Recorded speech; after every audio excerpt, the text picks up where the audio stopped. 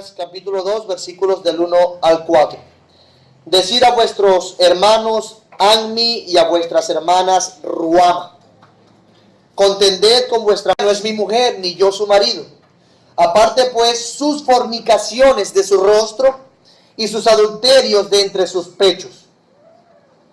No sea que yo la despoje y desnude, la ponga como el día en que nació, la haga como un desierto, la deje como tierra seca y la mate de sed. Ni tendré misericordia de tus hijos, porque son hijos de prostitución. Lo que tenemos frente a nosotros en este pasaje es otra etapa de la declaración de juicio a Israel en concordancia a cómo Dios quiso comunicar el tipo de relación con Israel.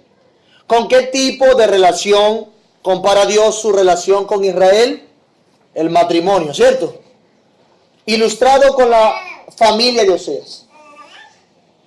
Y presentó en el capítulo 1 a Israel como una mujer fornicaria, prostituta, con una clara tendencia a la prostitución.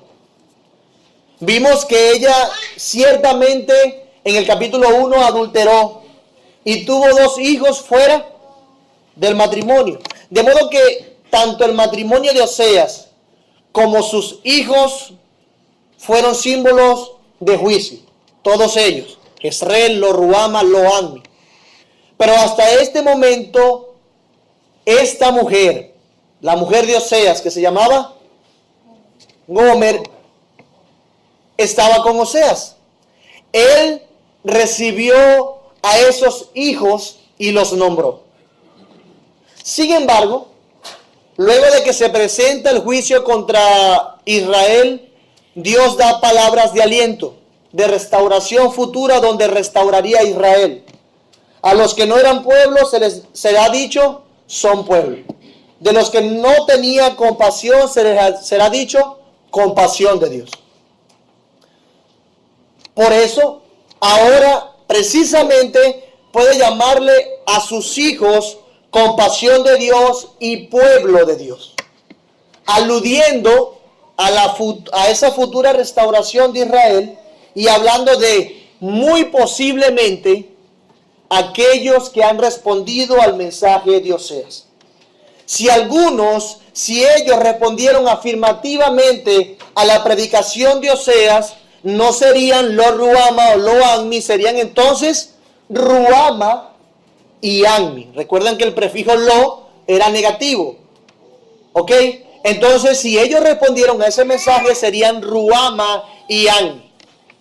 En el versículo 1 del capítulo 2 les dice, Ruama y Anmi. Decid a vuestros hermanos Anmi y a vuestras hermanas Ruama.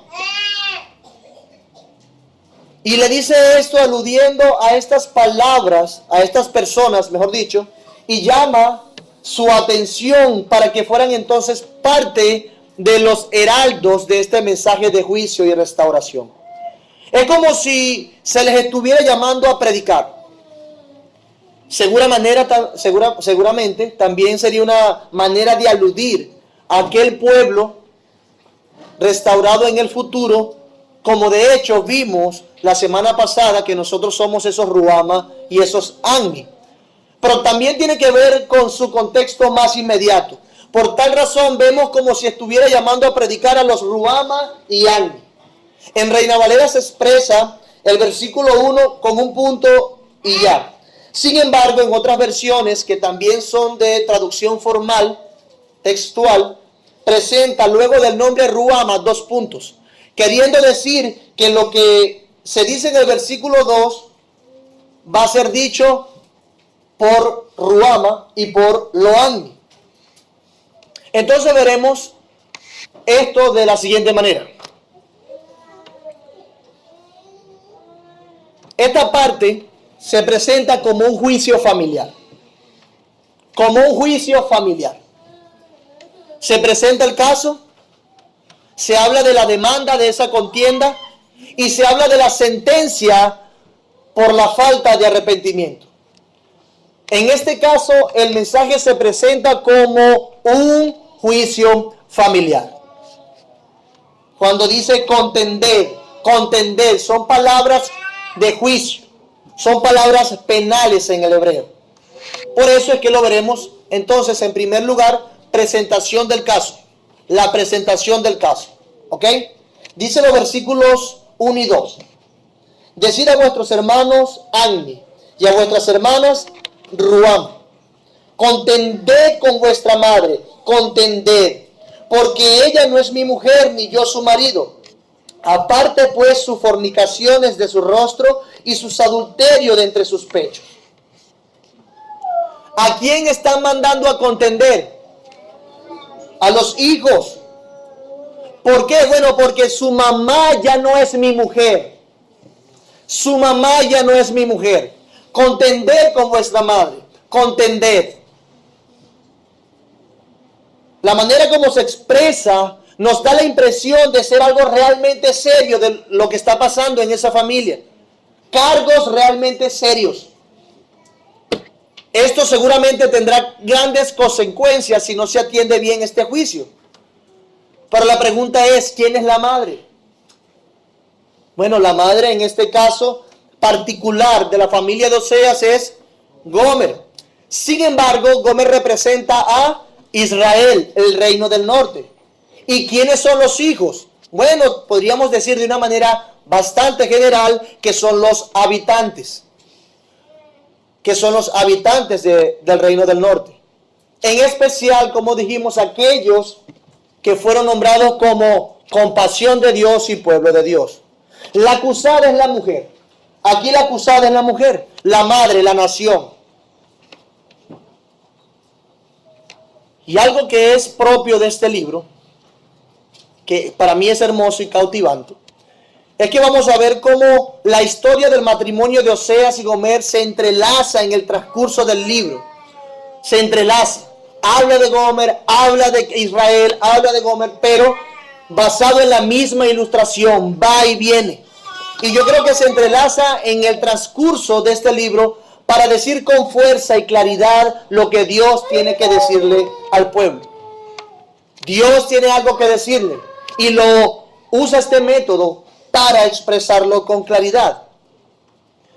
En principio, lo que Dios quiere dejar claro aquí es que si están llegando a este punto, si Dios ha llegado a pronunciar palabras tan severas contra ellos, es por su propia culpa, por su propia responsabilidad. Ella es responsable de que se le esté trayendo a juicio su adulterio. Ella fue la que adulteró. Contender con la madre. De manera que Dios quiere dejar claro que si a ella se le da como veredicto carta de divorcio, sería algo completamente justo. ¿Cierto? Completamente justo. Por eso precisamente dice que ella no es mi mujer ni yo su marido. El repudio en este caso particular sería completamente correcto de parte de Dios y de parte de Oseas. Porque ustedes no son mi mujer. Y siendo un poco más precisos, debo decir que estamos frente a un contexto de separación. En nuestro tiempo podríamos decir abandono de hogar.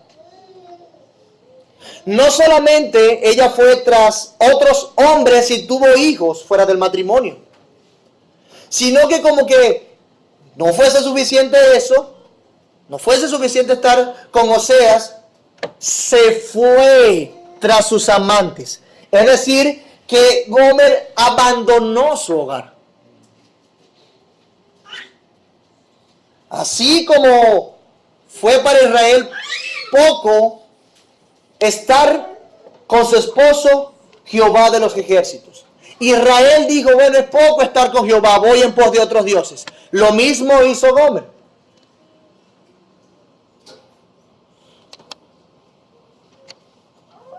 Estamos frente a un abandono de hogar y sabemos que aquellos que abandonan el hogar no están necesariamente divorciados.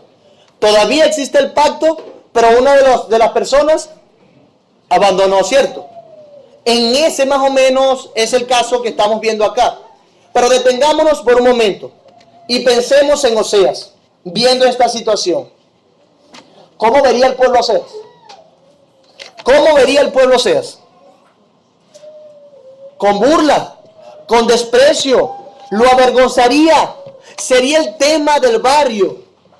Y lo verían como que pobrecito, no pudo retener a su esposa.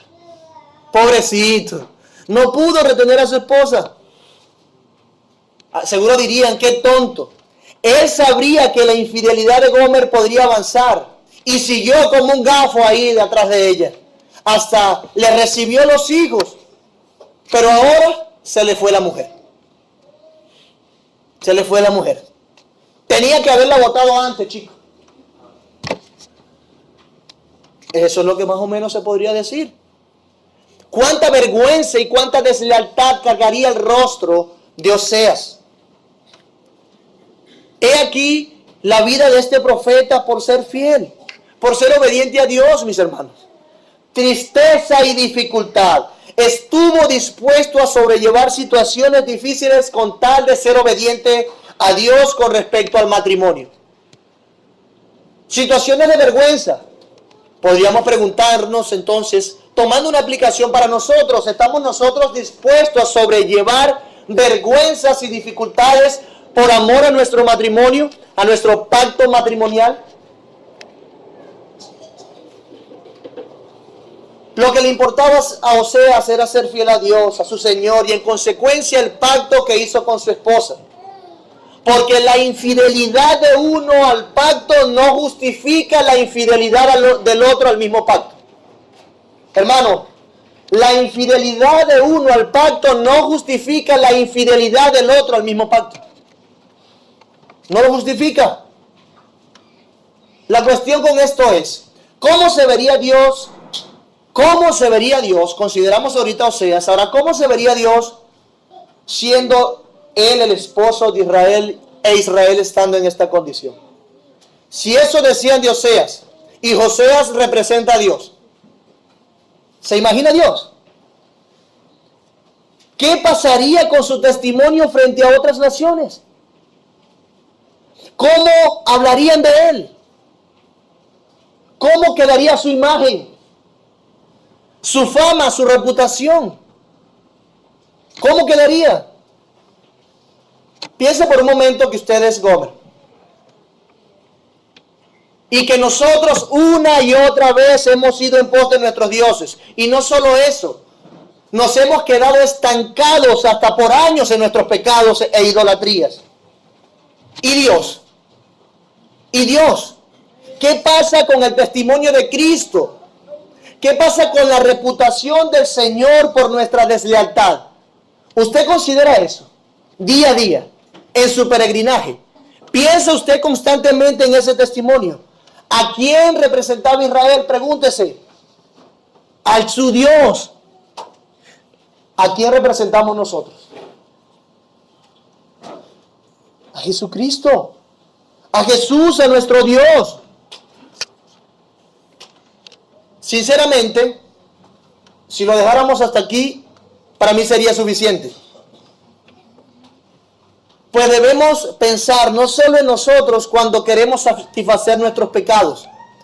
Nos es menester, nos es una necesidad que frente a la tentación, mi amado hermano, hagamos una reflexión concienzuda, aunque sea rápida, para recordar cómo el testimonio del Señor se ve afectado en todo esto.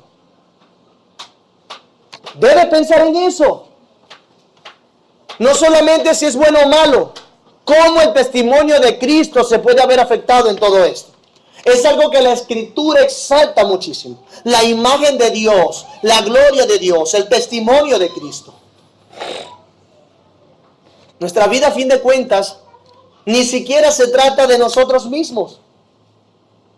Usted no vive para sí mismo. Usted no se pertenece. Se trata del que nos redimió. A Él le pertenecemos y su gloria y fama es la que nosotros promovemos. ¿Piensa usted en sí mismo como un promotor de la gloria y la fama de Dios? Cuando usted está en su trabajo, con su familia, en cualquier momento, ¿piensa usted mismo como una publicidad de Dios? Debemos hacerlo. Por eso y para eso nos compraron.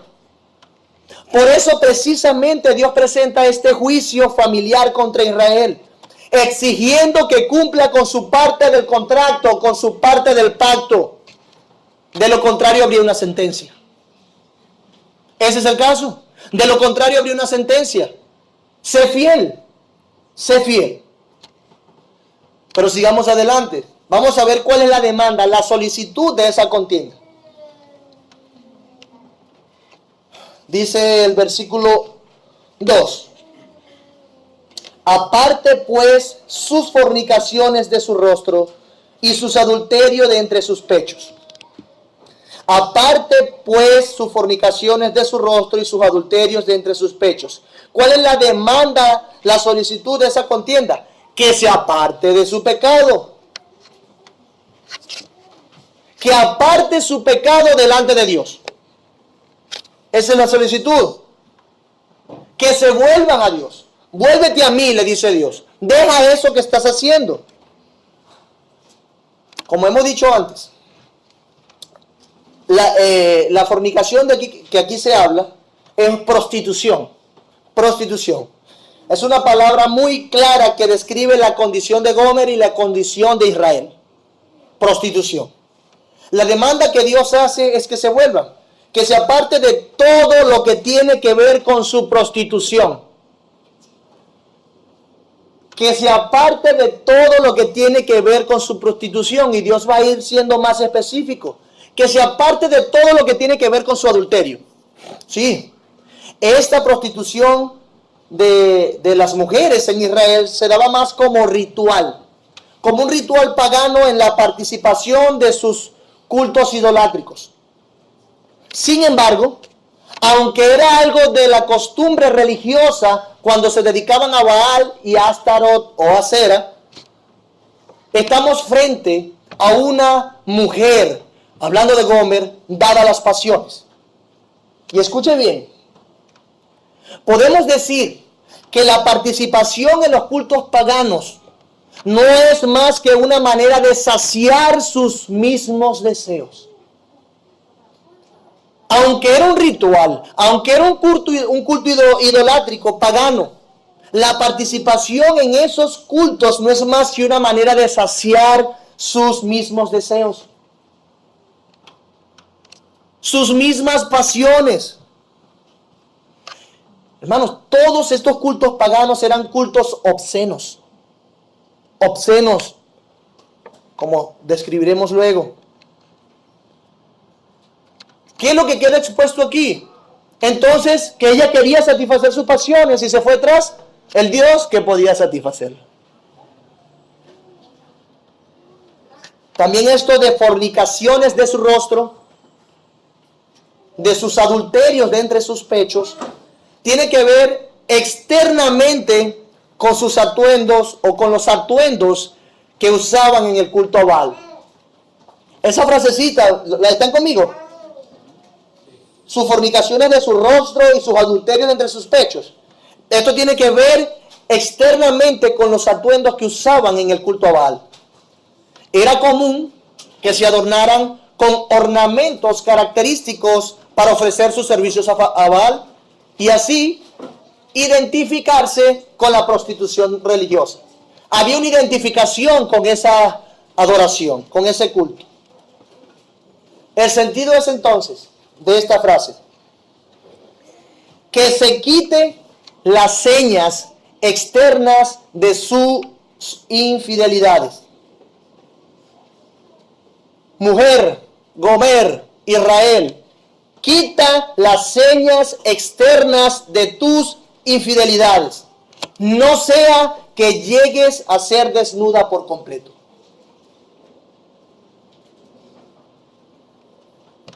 O sea, le estaba pidiendo a Gomer que se aparte de su idolatría, comenzando por los cambios más básicos. El Señor estaba pidiéndole a Israel que desde lo más sencillo comenzase a volverse a Él. Sí, comenzando por el maquillaje. Las prostituciones de su rostro era un maquillaje, un atuendo característico Comenzando desde eso. El Señor estaba pidiéndole a Israel que desde lo más sencillo comenzase a volverse a Él. Ahora imagínense a Gomer diciéndole a Oseas, no seas, oye, no seas tan exagerado, tranquilízate. Yo voy a volver a casa, está bien, pero igual puedo seguir teniendo mis vestidos y maquillándome de esa manera, como una ramera. ¿Se imagina eso? ¿Sería suficiente para Oseas eso? Oh Dios, oh Israel, vuélvete. Israel diciendo, no Señor, no seas exagerado. Vamos avanzando poco a poco. Voy a volver a guardar el día de reposo, a dar un becerro mensual, pero igual tengo que presentarme ante Baal por lo menos una vez a la semana y dejarme las mismas muditas de ropa. Eso no está mal. ¿Se imagina eso? Dios a través de Oseas dice que no, no y no. Hijos, contiendan contra su madre y díganle que se aparte hasta de sus aretes y joyeles que la identifican como una prostituta. Apártese. Ella es mi esposa, que se vista como tal. Que se vista como tal. Dios diciéndole a Israel, oh Israel, quita lo que te identifique con la idolatría. No te vistas más con atuendos relacionados con Baal. Despójate del maquillaje y la ropa que te relaciona con la adoración a Astarot. Vuélvete como un pueblo apartado, santificado por completo. Apártate. Eres diferente para mí. Si eres mía, oh Israel, vístete para mí. Y deja de relacionarte siquiera con esos detalles con Baal. No te relaciones de esa manera, vístete para mí. Identifícate como una mujer mía, como mi mujer. Eso es algo grande, desde lo más básico. Desde lo más básico. Por primera vez, en el libro se introduce una disputa y reclamo de Oseas a Gomer a través de sus hijos. Antes Oseas no presenta la situación de Israel de esta manera, pero ahora las palabras a Israel se presentan con una disputa familiar, donde se debía tomar decisiones determinantes para ese matrimonio y para el destino de Gomer y de Israel. Debía Israel volverse de sus fornicaciones para alcanzar misericordia en su presente generación y en las que vendrían. Debía apartarse entonces de sus fornicaciones.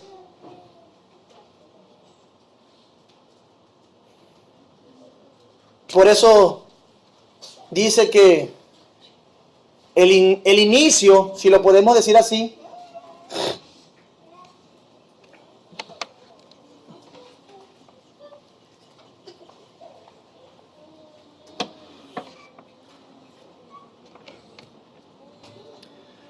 por eso dice que el inicio de su arrepentimiento incluiría su imagen. Ay Dios, es que tú solamente ves el corazón. El arrepentimiento de Israel y Gomer incluiría su imagen. Las fornicarias se identificaban fácilmente. Se maquillaban de una manera y se vestían de una manera. Ahora usted se imagina a Oseas caminando con su esposa y que su esposa ande con ropa de prostituta.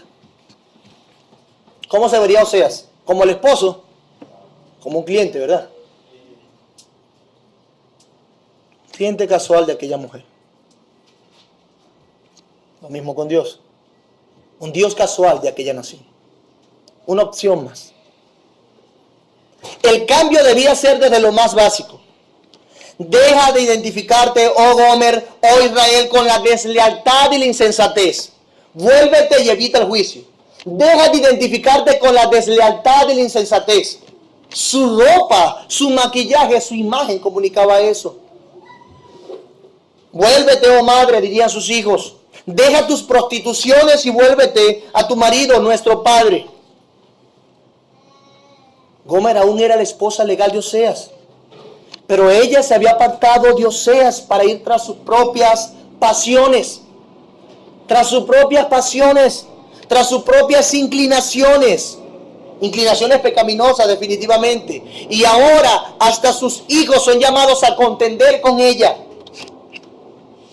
Ya lo he dicho, esta mujer representa a Israel, que siendo Dios su marido legal, se fue esta mujer tras sus propios corazones caídos e idólatras. Dejaron a Dios para satisfacer sus deseos desordenados y terminaron cambiando al Dios vivo por otros dioses muertos. Hermanos, esta mujer nos representa a nosotros. Gomer es una clara anticipación del pecado de nosotros antes y después de ser comprados por el Señor. Habiendo nosotros visto el amor perfecto de Dios al salvarnos, al escogernos, hemos sido muy insensatos al tomar con ligereza lo que implica ser su esposa. Muy ligero hemos sido con esta verdad. ¿Qué implica ser la esposa del Señor? Veamos esto así. Tu esposa, tu esposo tiene que dormir contigo. Tu cónyuge tiene que estar bajo el mismo techo que tú.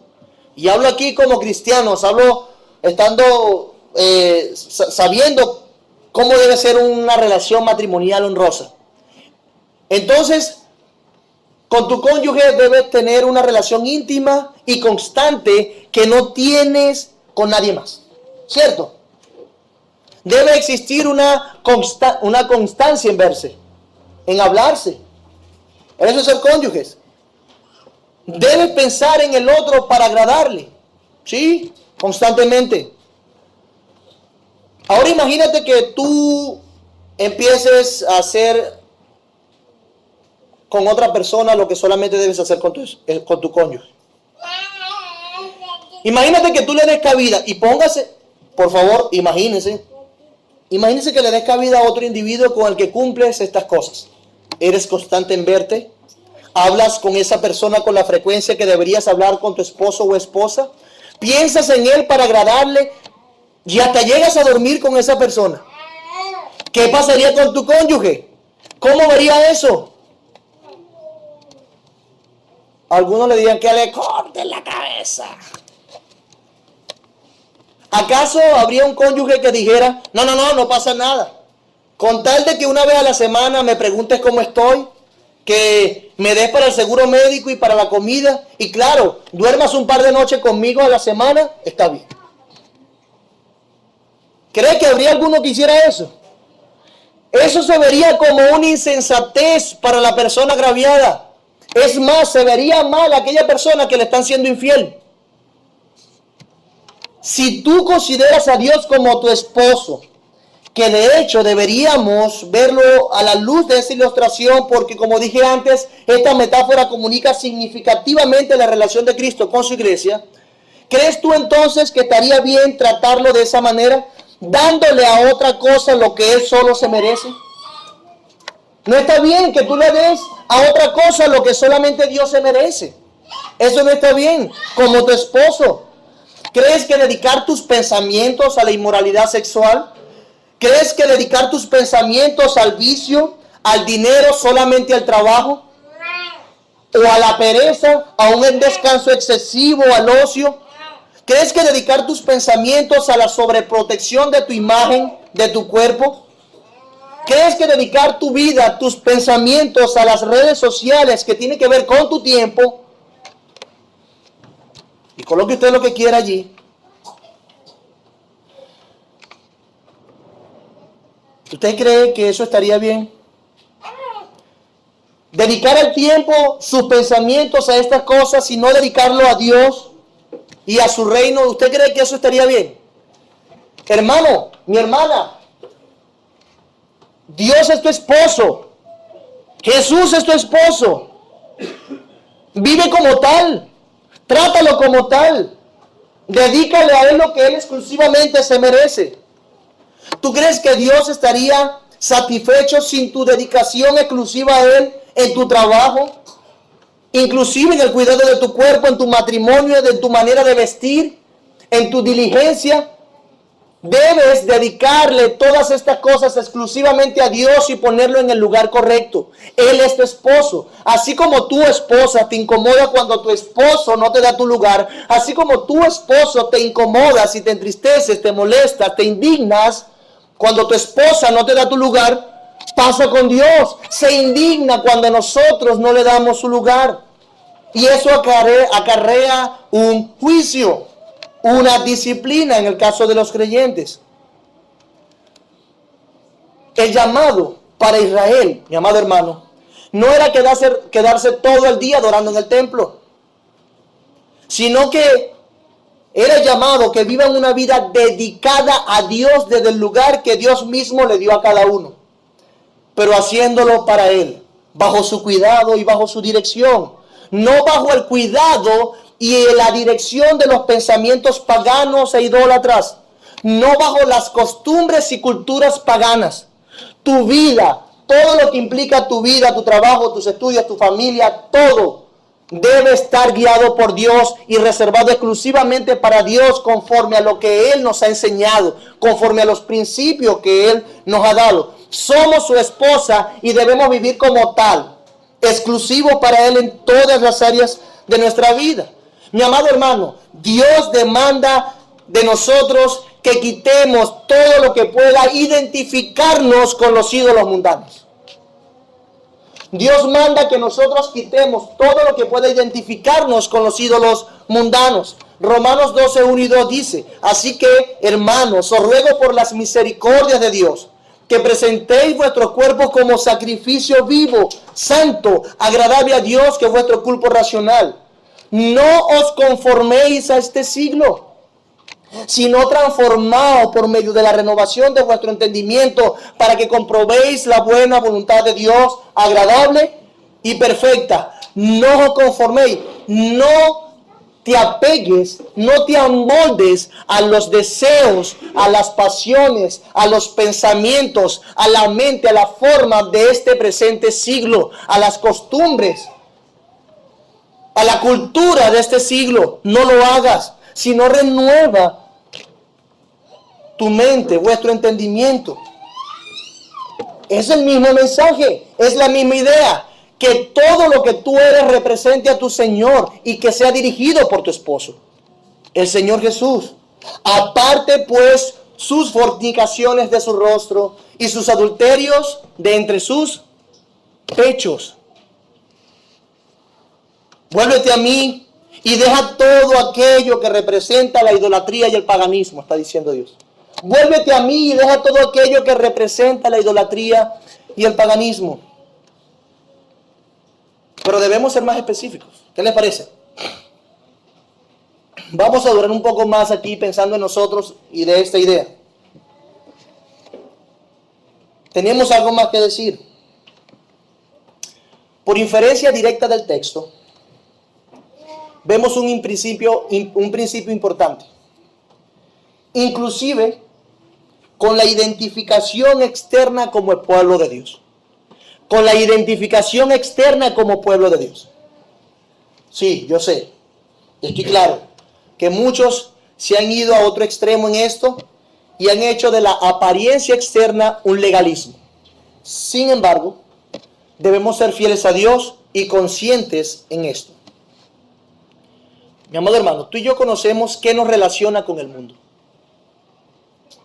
Nosotros estamos en el mundo, pero no somos del mundo. Y sabemos que el mundo promueve la sensualidad. Sabemos que el mundo promueve la sensualidad y dentro de esa sensualidad de sentir se promueve o se hace una sociedad sexualizada. Vemos entonces que el mundo también promueve la vanidad, ¿sí o no? El ostentar, ser ostentoso. Mientras sabemos que Dios promueve la pureza y la modestia. Mientras sabemos que Dios promueve la fidelidad y la humildad. ¿Por qué? Porque eso es un reflejo de su carácter santo. Se trata de Dios y no de nosotros. Una aclaración. Esto no quiere decir que si yo soy un dueño de una empresa grande, deba andar con el mismo vehículo que anda el hermano, que es mucho más sencillo, por modestia y humildad. Es decir, debo andar entonces en una bicicleta de reparto. No. No es el punto. Dios le dio algo más a algunos y a otros menos, y lo que nos dio, lo dio para que le honremos y para que lo disfrutemos. ¿Ok? No estamos hablando de eso. El punto aquí es que a la luz de que nosotros conocemos el contexto en el que estamos, que promueve el mundo, sepamos que debemos cuidar nuestro corazón. El punto es el corazón, ¿ok? El problema con nuestra apariencia externa, nuestra manera de vestir, nuestra manera de maquillarnos, nuestra manera de peinarnos, no solamente tiene que ver con la ropa, tiene que ver con nuestro corazón. Tiene que ver con nuestro corazón. Gomer se vistió así por lo que estaba en su corazón. Gomer se vistió así por lo que quería seguir, porque quería satisfacer sus placeres. Su manera de ver el mundo condicionó cómo se vestía. Su manera de percibir a quién debía adorar condicionó su manera de vestir. Hermanos, su corazón hablaba con su atuendo. Su corazón hablaba con su atuendo, con sus ornamentos. Eso es lo que pasaba con Gomer, con esta mujer. Pasaba con Israel. No es diferente para nosotros. No lo es. No es un llamado a ser unos retrógrados o a estar fuera de moda. Pero si la moda promueve una sensualidad y promueve la vanidad, entonces estamos fuera de moda. Estaremos fuera de moda. Nuestro atuendo debe ser uno que promueva la fidelidad. Con tu ropa, con tu manera, con tu imagen debes promover la fidelidad. Que no le dé razón a otro ni a nosotros mismos de ser tentados a la infidelidad, a la codicia o el adulterio. Porque nosotros con nuestra ropa representamos aún a quien nos salvó. ¿Quién es nuestro esposo? Nuestra exclusividad para él. Si ser actual significa una apariencia que llame la atención de todo el que pasa y la pongan nada más en mí, entonces seremos retrógrados y anticuados. Nuestro atuendo debe ser uno que promueva y que evidencie la humildad y no la vanidad y el ostento. Ese debe ser nuestro atuendo. Uno que promueva, ¿qué? La humildad, que promueva la fidelidad y no la vanidad y el ostento. Porque nuestro corazón ha de comunicar a quién nos debemos. ¿Quién preside tu vida?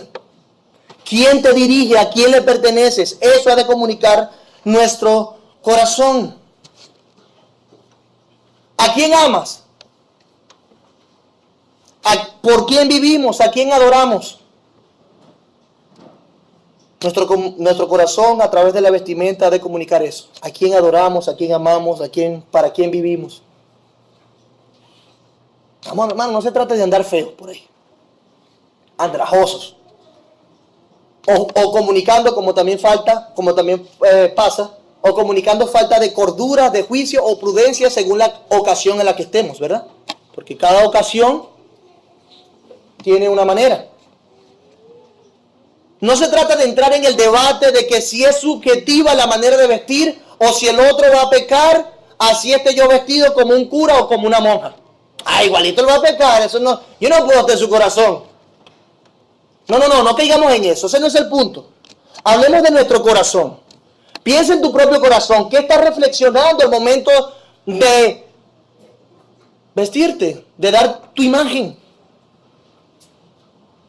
¿Qué estás pensando? Hablemos de nuestro corazón. Lo que debemos comunicar, pureza, promoviendo la fidelidad, la modestia, promoviendo la humildad y el buen juicio y la prudencia en las ocasiones. ¿Y la prudencia? Sí. Sería desacertado que usted vaya a la playa con un flu, ¿verdad? Pero usted puede ir con una franelita y unos chorcitos y es más adecuado la ocasión. O que usted vaya con una franelita y unos chorcitos para acá, depende de quién sea y lo reciba. O vayas a una graduación. Hermanos, ese es el buen juicio según la ocasión. Y de esa manera glorificamos a Dios también y promovemos la humildad, la fidelidad, la pureza, el buen juicio. Dice Juan que no debemos amar el mundo ni las cosas de este mundo. Cuando nosotros queremos vestirnos como el mundo lo hace y sabemos lo que promueve y que identifica cada cosa, nosotros no somos locos, venimos de una situación bien complicada, de manera que cuando nos amoldamos al mundo, estamos despreciando a Dios, estamos adulterando, siendo infieles. Nuestra imagen está comunicando que nosotros nos debemos al mundo y no a Dios. No estamos vistiéndonos para nuestro Señor, para nuestro amado. Insisto, mi amado hermano, no gravites meramente en un juicio externo en el que consideras si está mal o no, porque eso nos hace insensatos o libertinos queriendo llegar a los límites, o legalistas queriendo restringir las libertades cristianas. Más bien haz énfasis en tu corazón. ¿Qué quieres satisfacer? ¿Qué quieres comunicar? ¿A quién quieres amar? Haz énfasis en tu corazón, en cómo quieres promover todas estas cosas para la gloria de Dios. Vístete para la gloria de Dios. Considera cómo quieres comunicar a tu Señor, cómo quieres dar a conocer a tu Señor, a tu esposo en ese momento. ¿Cómo quieres representar a tu esposo? ¿Cómo quieres darlo a conocer? Piensa en eso, mi amado hermano, mi amada hermana. A fin de cuentas, esta parte del pasaje nos enseña que la inmoralidad física de Gomer ilustra la idolatría espiritual de Israel. También nos enseña que su imagen la identificaba con el Dios que servía. Eso nos enseña. Nos identifica con el Dios que servimos, nuestra imagen. Esa inmoralidad física de Gomer ilustra la idolatría espiritual de Israel y no es diferente para nosotros. Como dije, es la primera vez que Oseas promueve una confrontación a Gomer en la familia. Dije antes que si el afectado de un matrimonio acepta la conducta infiel e inadecuada de su esposo, estaría siendo insensato, ¿verdad? Estaría siendo esa persona indulgente que no busca corregir la maldad de su cónyuge. Sería como lo que nosotros siempre decimos: si tú ves a tu hermano pecar y no le restauras, también estás pecando y eres un insensato, ¿cierto? Podríamos comparar las verdades. Sería algo así. Ahora, ¿se imagina Dios en esa posición, siendo un insensato por ser un indulgente, solapador, inclusive con la vestimenta de Israel? Simplemente porque dice que ama a su pueblo y a su pacto. ¿Se imagina Dios allí? No. De eso no se trata el extraordinario amor de Dios por su pueblo y por su pacto. Se trata esto de la justicia e indignación por la infidelidad y maldad del pueblo. Indignado, lo que sea que te relacione con esa gente, quítalo de mí, quítalo de tus pechos. Ella se exponía en sus pechos. No abiertamente, pero sí que se viesen. Su maquillaje comunicaba eso. Quita todo eso de mí. Imagínate. No se trata de eso. Dios nunca será visto como un insensato que es solapador de la maldad de un pueblo que va en contra de su propia gloria y de su propio carácter.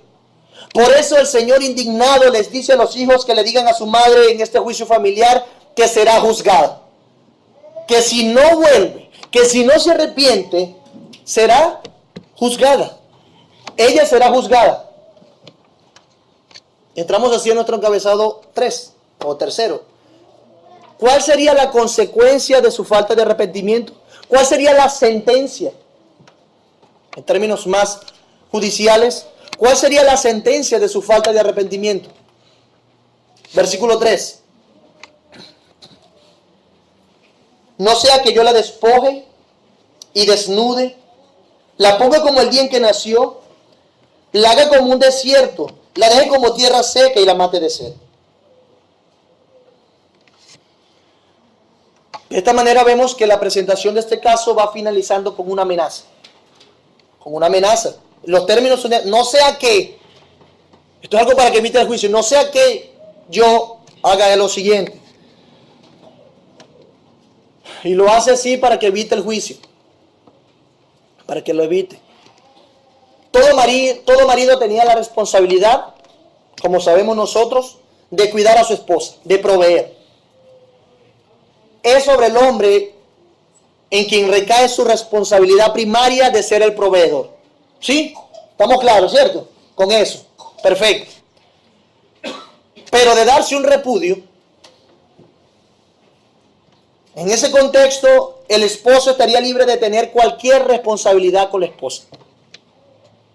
Ella adulteró, él la repudió, no tengo más responsabilidades con ella. Hablando de repudio en primera instancia, si hay divorcio, pero si la ven como adúltera, debían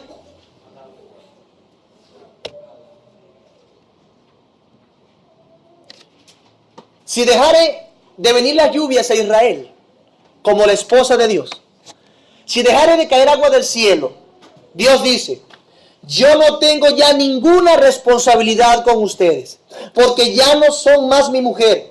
Así murieran de hambre, así murieran de sed, no tengo ninguna responsabilidad con ustedes, si no se arrepienten. Y es interesante que habla de matarla de sed, que habla de desierto, porque que el Señor diga que lo va a matar de sed, tiene que ver con Baal, porque Baal se suponía que era el Dios que se manifestaba por medio de la lluvia como un Dios de fertilidad y fecundidad. Pero si Dios dice que va a matar a Israel de sed, es porque Baal no tiene ningún poder sobre la lluvia, y en el juicio sería evidente que Baal no es Dios.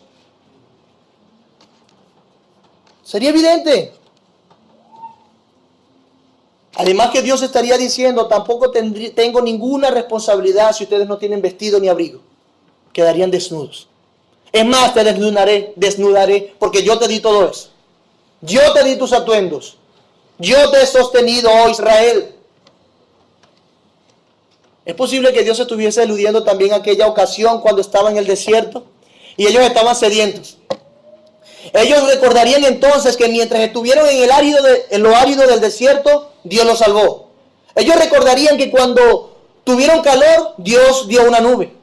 Que cuando tuvieron frío, Dios les dio fuego para calentarse. Cuando les dio hambre, Dios les dio pan y carne. Cuando les dio sed, Dios les dio agua de la peña. Dándole así todo lo necesario para vivir por cuanto era su esposa. Pero ahora, si Israel no se arrepiente, sería privada de las cosas necesarias para la vida. ¿Ya? Eso es lo que dice. Esa es la idea, más o menos. Pero hay otra expresión aquí que dice, vean su versículo 3.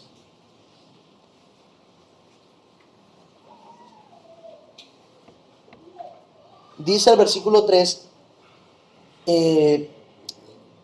la ponga como el día en que nació. ¿Sí lo ven? Dice allí, la ponga como el día en que nació. Por eso yo quiero que vayamos a Ezequiel. Vaya rápido a su Biblia Ezequiel, por favor. Ezequiel nos explica esta imagen de una manera interesante. Específicamente versículo 16, está más atrasito de Oseas, Ezequiel 16. Y me voy a tomar la libertad de leer casi todo este capítulo. Y quiero que me acompañen desde sus Biblias. Yo voy a leer para ustedes, pero por favor con atención, acompáñenme desde sus Biblias. Ezequiel 16. Para ver qué implica esta expresión, ¿ok? Ezequiel 16, desde el versículo 4. Dice así: y en cuanto a tu nacimiento, el día que naciste, no fue cortado tu ombligo, ni fuiste lavada con aguas para limpiarte, ni salada con sal, ni fuiste envuelta con fajas. No hubo ojo que se compadeciese de ti para hacerte algo de esto, teniendo de ti misericordia, sino que fuiste arrojada sobre la faz del campo con menosprecio de tu vida en el día que naciste. Y yo pasé junto a ti y te vi sucia en tus sangres. Y cuando estabas en tus sangres te dije, vive. Sí, te dije, cuando estabas en tus sangres, vive. Te hice multiplicar como la hierba del campo y creciste y te hiciste grande. Y llegaste a ser muy hermosa. Tus pechos se habían formado y tu pelo había crecido, pero estabas desnuda y descubierta. Y pasé otra vez junto a ti y te miré, y he aquí que tu tiempo era tiempo de amores. Y extendí mi manto sobre ti y cubrí tu desnudez. Y te di juramento y entré en pacto contigo, dice Jehová el Señor, y fuiste mía. Te lavé con agua y lavé tus sangres de encima de ti y te ungí con aceite y te vestí de bordado, te casé de tejón, te ceñí de lino y te cubrí de seda. Te atavié con adornos y puse brazaletes en tus brazos y collar en tu cuello. Puse joyas en tu nariz y zarcillos en tus orejas y una hermosa diadema en tu cabeza. Así fuiste adornada de oro y de plata. Y tu vestido era de lino fino, seda, bordado. Comiste flor de harina de trigo, miel y aceite. Y fuiste hermoseada en extremo. Prosperaste hasta llegar a reinar. Y salió tu renombre entre las naciones a causa de tu hermosura, porque era perfecta. A causa de mi hermosura que yo puse en ti. De mi hermosura que yo puse en ti, dice Jehová el Señor. Pero confiaste en tu hermosura y te prostituiste a causa de tu renombre y derramaste tus fornicaciones a cuantos pasaron. Suya eras. Y tomaste de tus vestidos y te hiciste diversos lugares altos y fornicaste sobre ellos. Cosa semejante nunca había sucedido ni sucederá jamás. Y tomaste a sí mismo tus hermosas aljabas de oro y de plata que yo te había dado, y te hiciste imágenes de hombre y fornicaste con ellas. Y tomaste tu vestido de diversos colores y las cubriste, y mi aceite y mi incienso pusiste delante de ellas. Mi pan también que yo te había dado, la flor de la harina, el aceite y la miel con que yo te mantuve, pusiste delante de ellas para olor agradable. Y fue así, dice Jehová el Señor. Además de esto, tomaste tus hijos y tus hijas que habías dado a luz para mí y los sacrificaste a ellas para que fuesen consumidos. ¿Era poca cosa tus fornicaciones para que degollases también a mis hijos y los ofrecieras aquellas imágenes como ofrenda que el fuego consumía? Y todas tus abominaciones y tus fornicaciones no te has apartado de los días de tu juventud, cuando estabas desnuda y descubierta, cuando estabas envuelta en tu sangre. 22. Y con todas tus abominaciones y tus fornicaciones no te has acordado de los días de tu juventud, cuando estabas desnuda y descubierta, cuando estabas envuelta en tu sangre.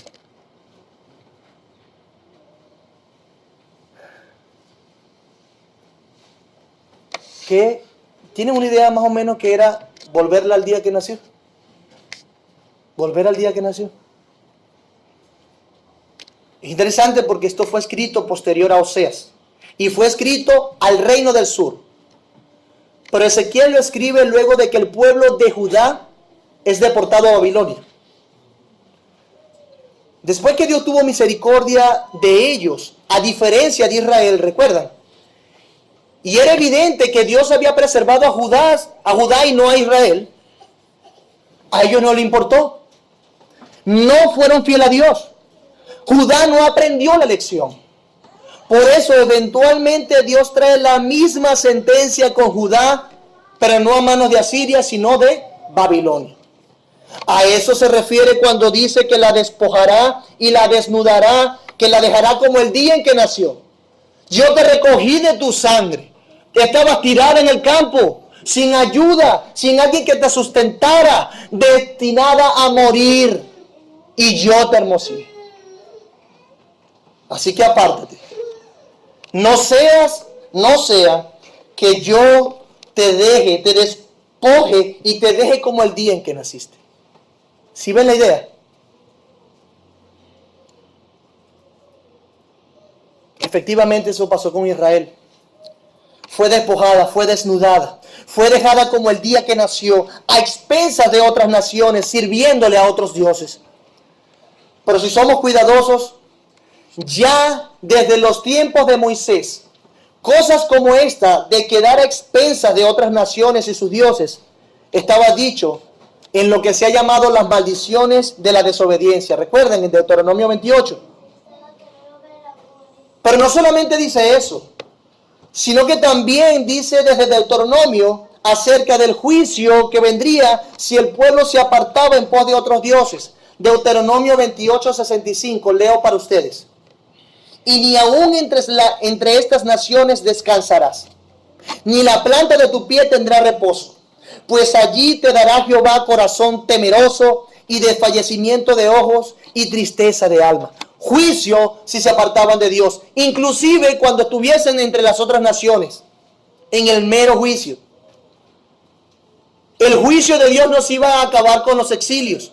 Aún estando cautivos, iban a estar sintiendo las consecuencias de su pecado y de apartarse del Señor. Iban ahí a saber verdaderamente lo que era ser un servidor de un Dios falso. Allí estando exiliados.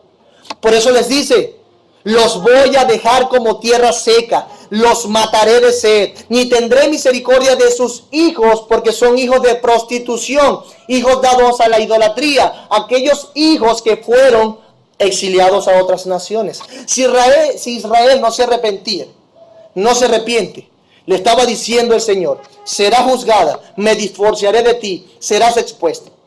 La madre, la nación, nosotros los hijos. Pero a fin de cuentas, todos somos responsables por nuestro pecado. Por eso serán juzgados también los hijos. Israel ha abandonado a su Señor y ahora busca una vida sin pensar en las obligaciones del pacto, rompiendo así su relación especial con Dios. Mi amado hermano, cuando nos dice el versículo 4, ni tendré misericordia de tus hijos porque son hijos de prostitución, es que Dios lo va a tratar como tal, porque no lo tuvieron para Él, lo tuvieron para otros dioses. Los hijos de esa nación que fueron criados en paganismo, que fueron criados para adorar o adorando a otras en esa cultura idólatra, Dios no tendría misericordia. Pero si se arrepentían, Dios salvaría inclusive a sus hijos, pero no. Ni tendré misericordia de sus hijos porque son hijos de prostitución.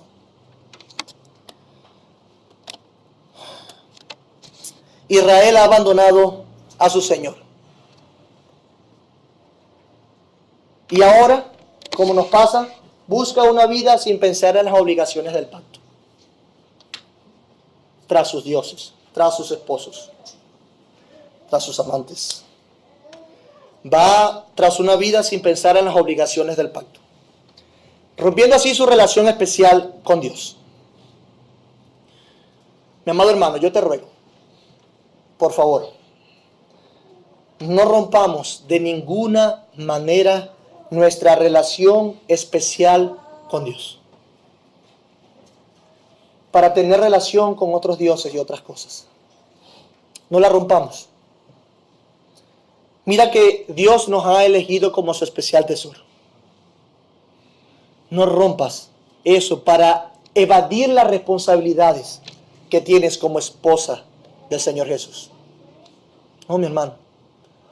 Cada vez que nos damos a nuestros pecados y los planificamos y no somos diligentes en reflexionar cuando estamos siendo tentados, estamos dejando las responsabilidades que tenemos con nuestro esposo y yéndonos, adulterando, idolatrando, en pos de otros dioses, de nuestro propio corazón, de las costumbres, la cultura, de lo que promueve este mundo.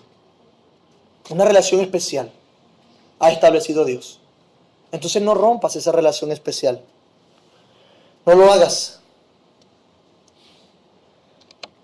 Y mi amado amigo, yo puedo pensar en Dios y pensar en que Dios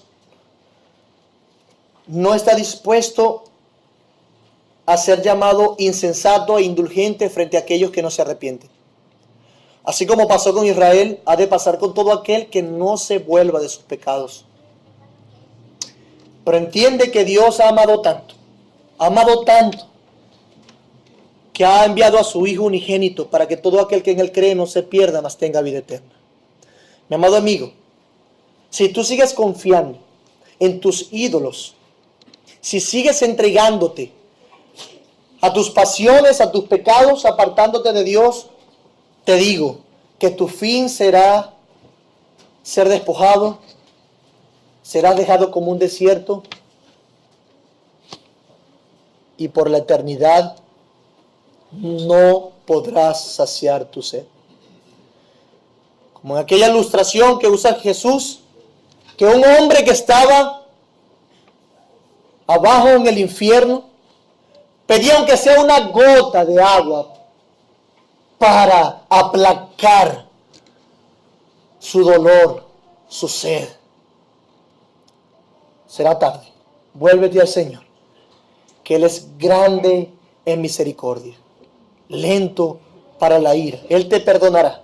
Él pide, vuélvete, no sea que te consuma. Vuélvete, no sea que yo te juzgue eternamente. Y sí, si pensamos en Cristo, mi amado hermano, mi amado amigo, Él tuvo que definitivamente ser matado de sed. Inclusive en la cruz tuvo sed y le dieron más castigo ante su sed. Él fue despojado de sus vestidos. Él fue llevado como el día en que nació, ensangrentado.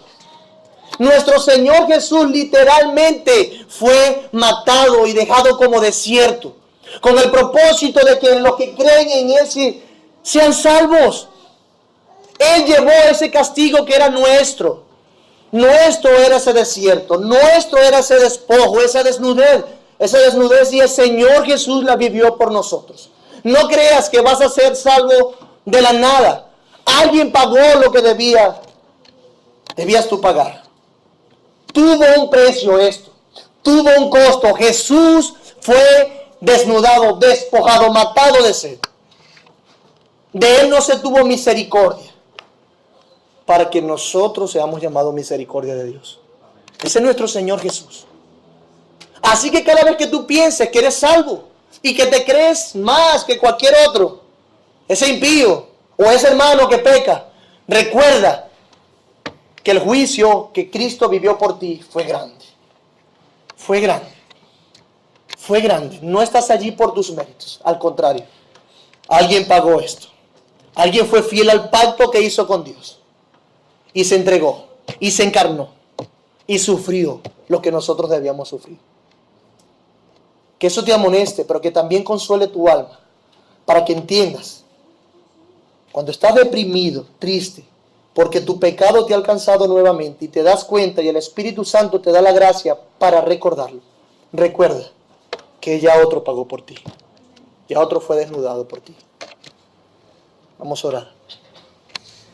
Señor, tú te indignas definitivamente cuando nosotros deliberadamente y voluntariamente nos vamos en pos de nuestros ídolos. Oh Señor, hemos pecado. Nuestra imagen muchas veces no ha comunicado que tú eres nuestro esposo, nuestro Señor. Nos hemos ido por mucho tiempo en pos de nuestros ídolos. Perdónanos, Señor. Necesitamos tu perdón. Quedamos cautivos de nuestros pecados. Nos los has recordado, Señor. Espíritu Santo, gracias. Pero también te doy gracias porque es inevitable pensar. Es inevitable pensar en lo que ya Cristo Jesús hizo por nosotros, para que ahora pudiésemos nosotros en este momento estar orando a ti, Padre. Bendito sea el Señor Jesús, que murió por su pueblo, que murió por los que creen en Él y que genuinamente se apartan de sus maldades y luchan con sus pecados. Señor, salva pecadores hoy. Te lo ruego, nuevamente, salva pecadores, Señor. Fortalece nuestra fe, para que podamos ver corazones arrepentidos